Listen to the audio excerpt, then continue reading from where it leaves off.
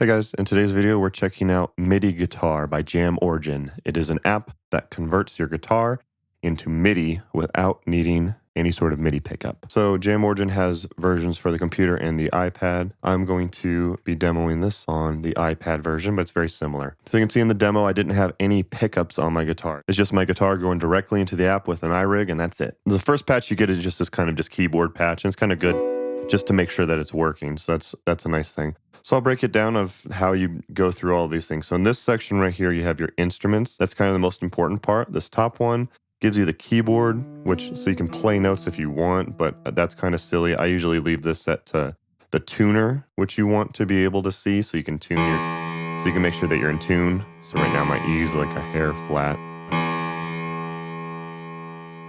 And you can make sure that you're in tune so that it reads the MIDI properly. It also gives you an option of a chord wheel, which I never really use. But this one right here is the main one that you're going to be going over, is the instrument that you're going to be using.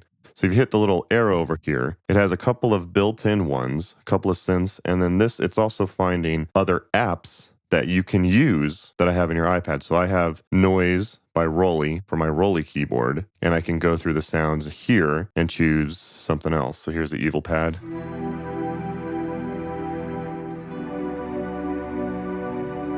Pretty cool. And I can, choose whatever I want in here. So going back, they have the JX10 synth, which gives you quite a few different, you can see there's a ton of parameters to control your sound. So let me change the patch to something like this, which you can also do by hitting the preset button right here.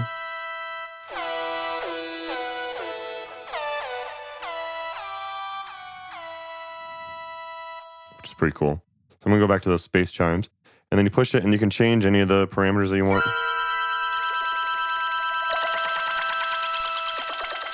Just to give it all sorts of different types of sounds. So, it's just like a standard synth. But like I said, it tracks pretty well. I'm definitely really impressed with it. And then under that you have effects. So you can add all sorts of different ones in here. You can have some overdrive, a chorus, a delay. And then of course you have all your parameter control that you want. Now there's like almost infinite feedback. It's pretty standard. If you've messed with any effects before, you'll understand this. If you haven't really messed with effects before, I think MIDI guitar might be a little over your head. And then you have, just the gain of the instrument, turn it up or down. It's usually set at a pretty good spot. So pretty cool, pretty easy to use. Everything kind of makes sense for sure. So with the synths that they give you, the JX seems to be more very synth heavy, and the DX tends to have a little bit more natural sounds. So like the horn,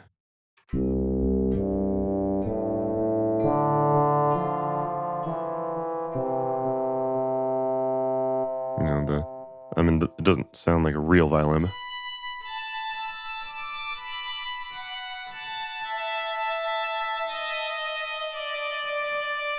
But you get the idea. So anyway, that's the main part where you mess with your parameters in here. So going back over to the very beginning over here, you can set your input and your output and your sample rate, buffer size. And it does walk you through it. So it says, adjust your input gain as high as possible without overload, so you can play the full dynamic range. So when I strum hard, it's not clipping, so it seems to be okay.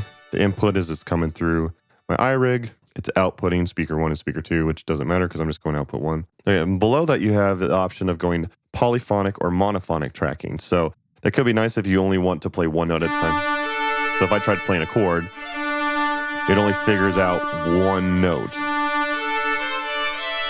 which is helpful if you're doing lead stuff or anything like that. But the thing that's cool about this app, it's able to get polyphonic processing, which is really crazy. It's really impressive that it's able to do that. And then you have your tuning in here. If you set your tuning, it's able to understand better of what string is playing what, and that's the reason why it's able to do polyphonic stuff.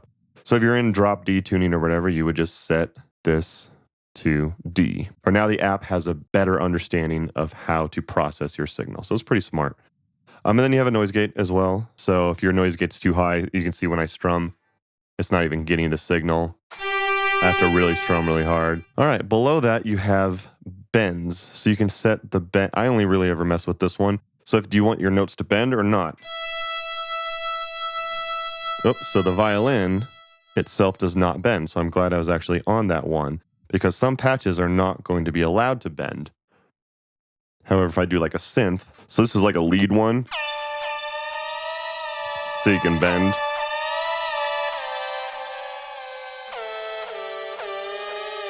Or I can turn that off. And now it just jumps between the notes. It doesn't bend to the notes. So if I'm playing a D, for example, I won't play a note until I get to that E flat. And by the way, that's probably now a good time to mention you can save your presets up here. So you can hit save and name it as whatever you want. And then you can load your presets later as well. Okay, so the legato, I'm going to go back to the piano patch for this one. But you see when I strum and then I mute the strings, it automatically stops it. So with the legato, you can set it, so I have it set so 1 second it'll ring out when I stop it. Make sense? So that can give you just nice little smooth transitions between them. I usually leave it off though personally, but that's just me. It does have aftertouch. That's kind of hard to get on guitar, but you have that option. And then you do have the option of setting up other MIDI pedals in order to control the parameters in here. This is from the manual. These are the parameters that you're able to control. You can control it with stuff like the Blue Board or other MIDI devices. So in this menu, you have your velocity curve. So when I set this, so I'm going to go back to a synth type of sound. So now when I strum lightly, it's louder than when I set the gain lower.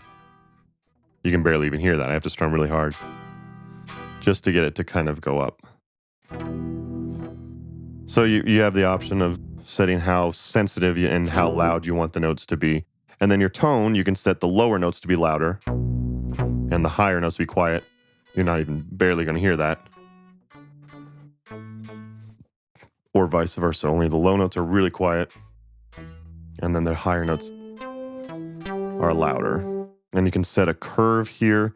The manual words that this way. It doesn't change a whole lot for me. So here's some MIDI stuff. So the sustainer is really cool. So when I strum this and then I release it, obviously it stops ringing out. But if I touch sustain, now it's sustaining forever until I touch it again, and now it's off. Make sense?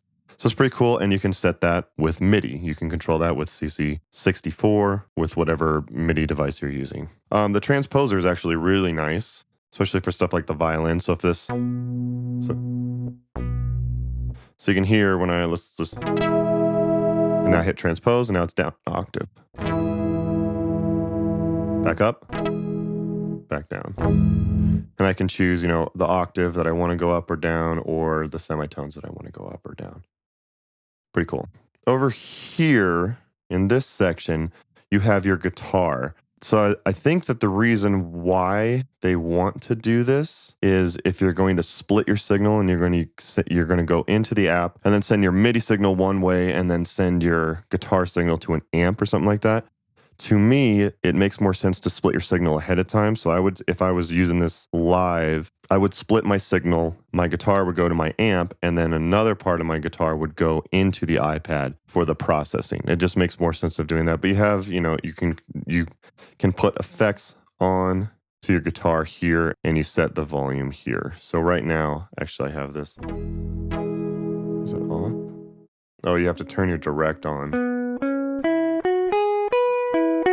Otherwise, it doesn't come through. So it's a nice feature. It doesn't automatically come through.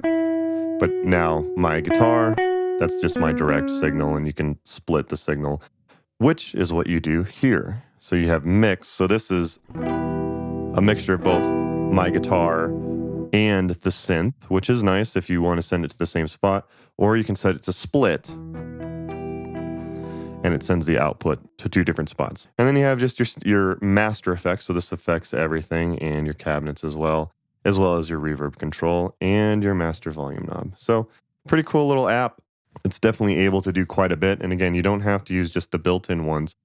Like I said, it was able to find my Rolly app, and I can play all my sounds in here, which is pretty crazy. The one that I used in the intro was the Legato Orchestra, which is a really cool sounding one.